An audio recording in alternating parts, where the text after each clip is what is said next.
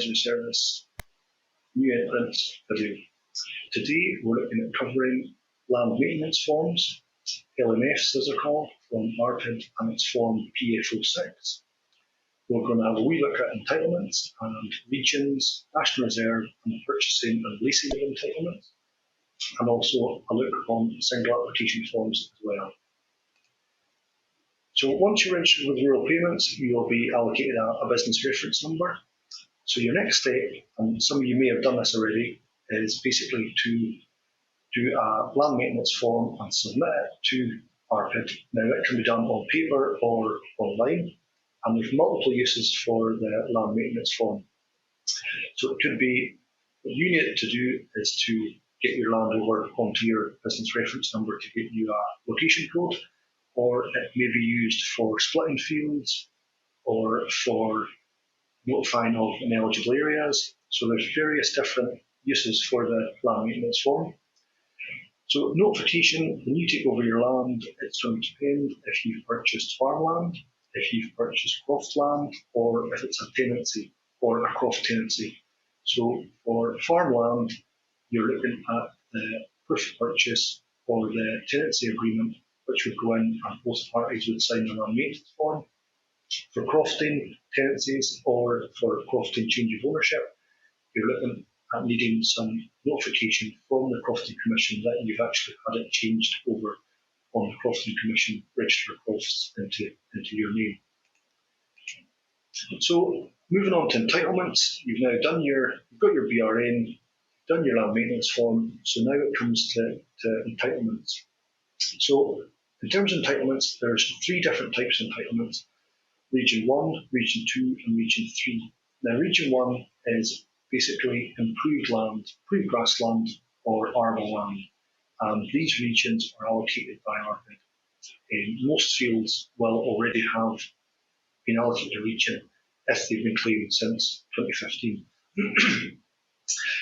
In terms of Region 2 and Region 3 land, it's unimproved land, rough grazing type of land, and there is actually no difference in the quality of land between Regions 2 and 3.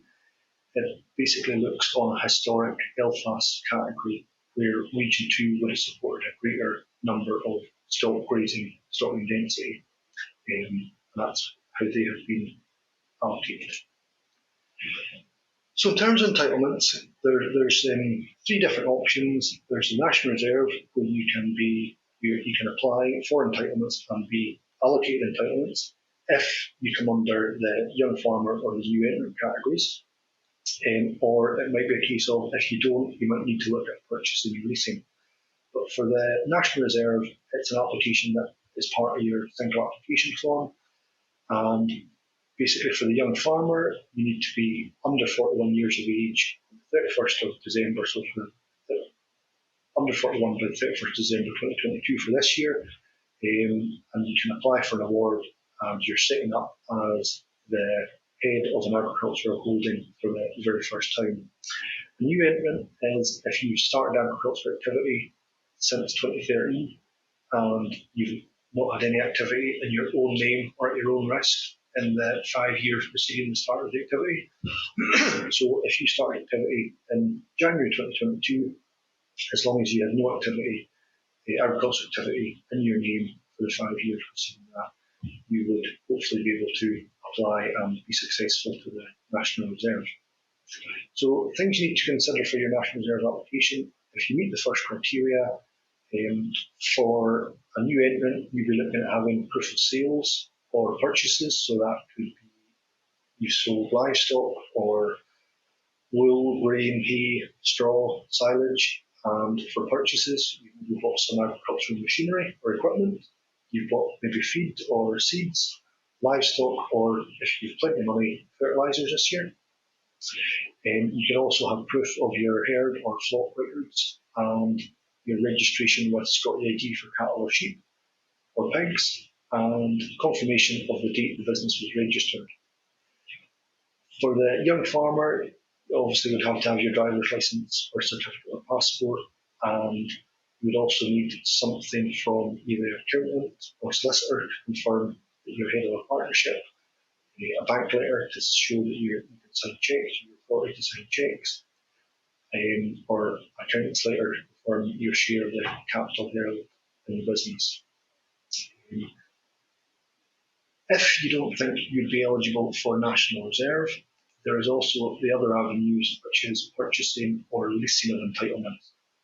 So it's a PF23, which again is from ARPID and can be got from the Rural Payments website. And the important date this year for that is the 4th of April. So the form would have to be submitted to ARPID by the 4th of April, whether you're purchasing or leasing the entitlements. So you need to think of the land area that you have, and you need to check out to see if it had regions on it. So you may need X number of Region 1 entitlements and X number of Region 2 or 3 entitlements, depending on the regions that have been allocated to your land. If there's no regions, then you may need to contact ARPID to get a steer from them as to what regions they think it would be. So the single application form is your final step in your new journey to hopefully gain subsidies. So the SAF, as we call it, or might more commonly hear it being called an IAX from maybe older farmers or crofters. So what is it? The single application form is basically a record of your business as at the 15th of May that year. So it entails the number of livestock you have. You're also showing what applications, claims you wish to make. So that could be, for instance, the less field area support scheme. It could be the National Reserve. And it also would show individually what you're doing with each field that you hold under tenure. Now that could be purchased, it could be tenancy, or it could be a seasonal tenancy as well. That would all go in your single application form if it's land that you're able to claim.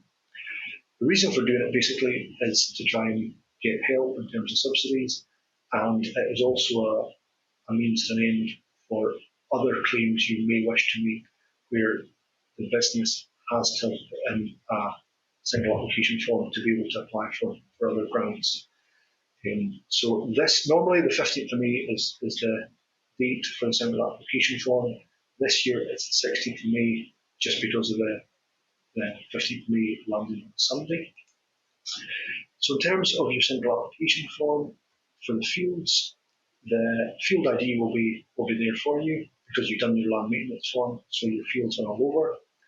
It'll tell you what payment region that field is, the gross area of the field, so the total field area of that field on the map. It'll then show exclusions. So there could be exclusions in the field. Some fields may have no exclusions if there's no hard or soft features. So hard features may be a building or a road, soft features may be a gorse or a water feature. It then shows you what your basic payment scheme eligible area is, and then you need to state what land use it is. So it could be permanent grass, rough grazing, temporary grass, maybe an arbor rotation, so spring oats or spring barley or such like. And we also would state what area of basic payment scheme you're wishing to claim and what area for less favoured area you wish to claim. And if you were to apply for an environmental scheme or woodland, it would also go in your single application form. So it's an all-encompassing form which takes everything into account. So in summary,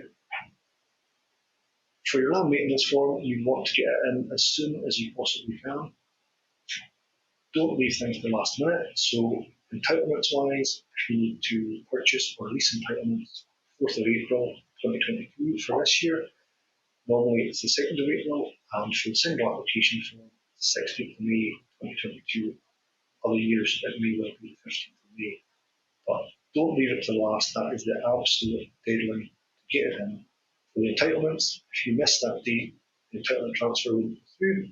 The single application form leaves 1% of your payments for every working day that you're late. And then a month later, it would be null and void and you wouldn't be able to submit it at all. So finally, don't leave it to last minute, and good luck.